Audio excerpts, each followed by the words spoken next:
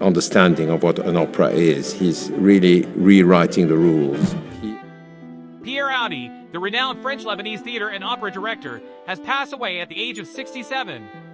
Known for his visionary productions and bold artistic leadership, Pierre's influence on the world of opera and theater spanned continents, centuries of repertoire, and countless creative collaborations. Born in 1957, Pierre Audi moved to Paris as a teenager before studying history at Exeter College, Oxford.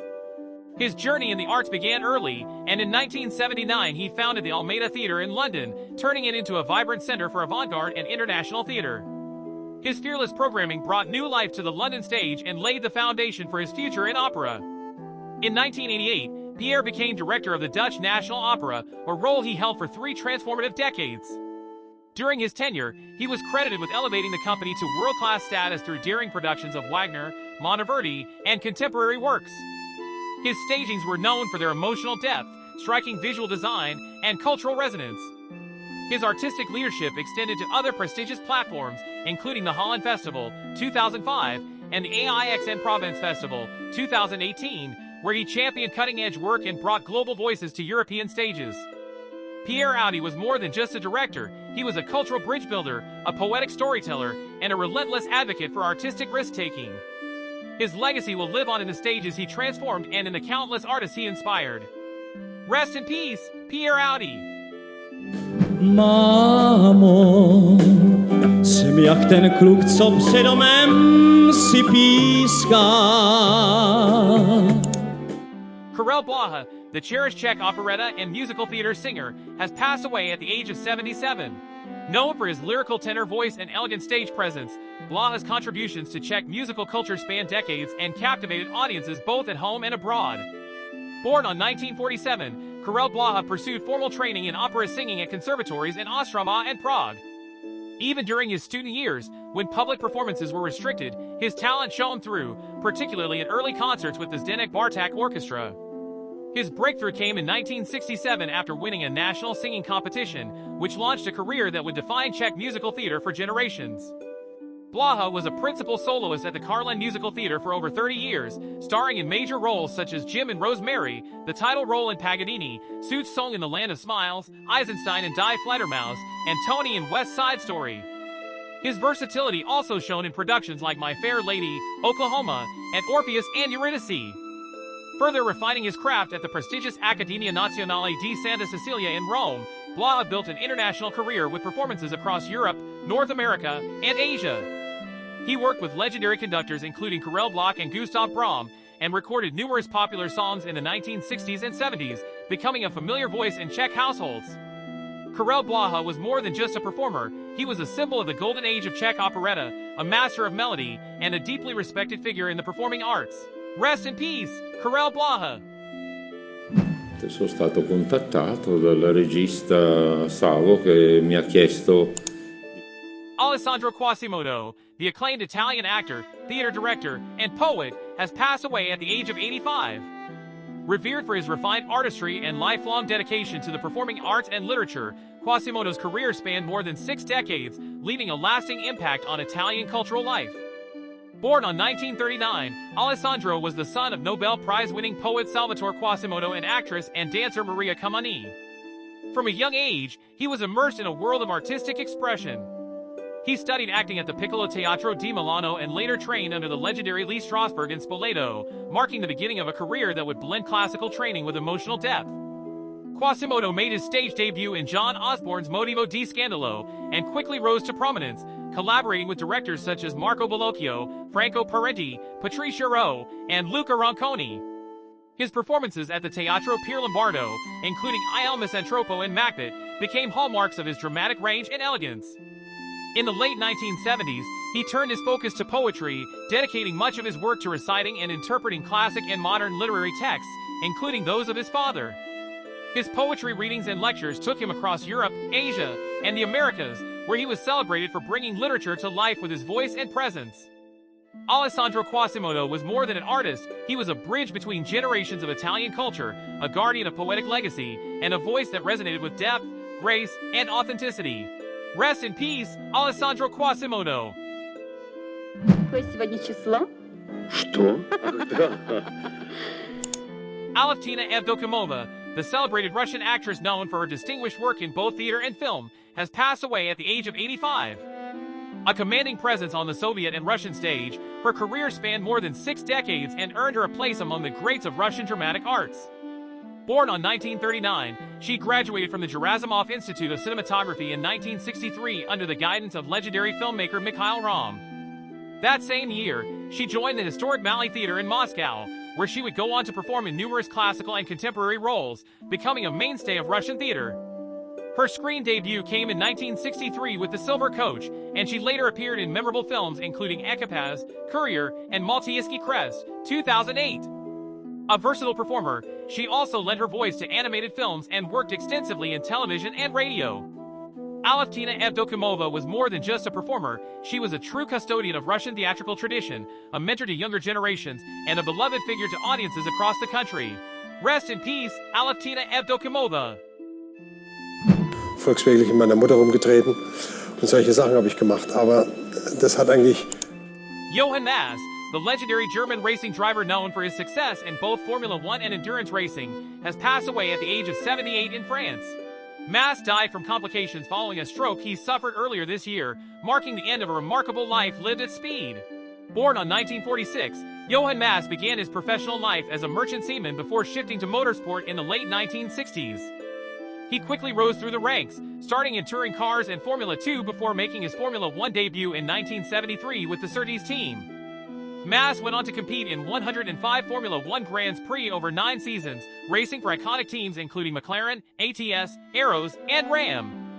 His most notable F1 achievement came in 1975 when he won the Spanish Grand Prix at Montjuic Park, a race remembered both for his triumph and the tragic accident that claimed several lives. Despite the shadow cast over that victory, it remained a defining moment in his career. Outside Formula 1, Jochen Mass truly made his mark in endurance racing. He enjoyed a long and successful stint with Porsche and later Sauber Mercedes, culminating in victory at the prestigious 24 Hours of Le Mans in 1989, driving alongside Manuel Reuter and Stanley Dickens. After retiring from competitive driving in the late 1990s, Mass became a respected voice in motorsports as a commentator, mentor, and historic racing participant. He also played an instrumental role in guiding the career of a young Michael Schumacher, encouraging him to join Ferrari in 1996, a move that would change Formula 1 history. Rest in peace, Jochen Mass. Well, here we take a look at the current satellite. We can see a trough of low pressure extending from northern Newfoundland back across... Peter Coade, the legendary Canadian meteorologist and beloved voice of maritime weather for over 5 decades, has passed away at the age of 82.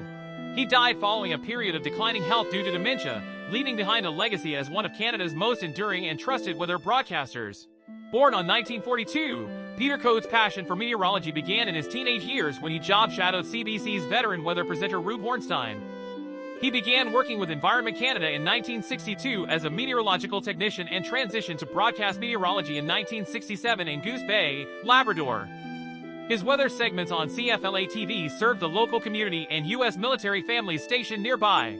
Rest in peace! Para mantener el habla. José Ángel de la Casa, the iconic Spanish sports journalist and the unmistakable voice behind some of Spain's most unforgettable football moments, has passed away at the age of 74.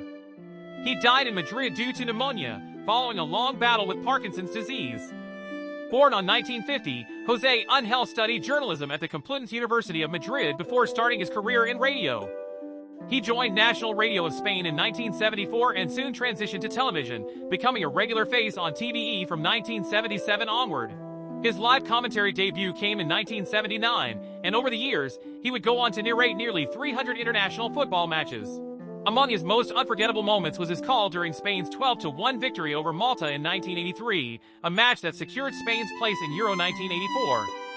His iconic cry of Gol Senor, as John Lord scored the decisive goal, became one of the most replayed and emotionally charged moments in Spanish sports history. José Ángel covered 6 World Cups, 6 Olympic Games, and numerous UEFA tournaments, always maintaining a composed, insightful style that set him apart. He was also a pioneer of modern sports broadcasting in Spain, introducing co-commentators to television commentary, including football legends like Alfredo Di Stefano, Juanito, and Michel. In recognition of his outstanding career, he received the prestigious Premio Ondas in 1998.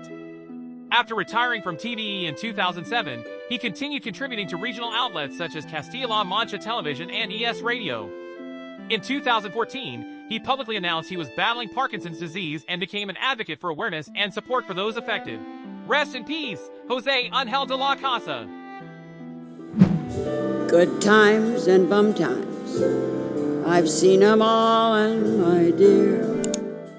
Elaine Stritch, the legendary American actress and singer known for her razor-sharp wit, commanding stage presence, and unforgettable voice, passed away at the age of 89, a towering figure in the world of theater, television, and film. Elaine's contributions to entertainment spanned more than 7 decades and earned her a place among Broadway's most iconic stars. Born on 1925, Stritch studied acting at the Dramatic Workshop of the New School in New York City, where she trained alongside stars like Marlon Brando and B. Arthur.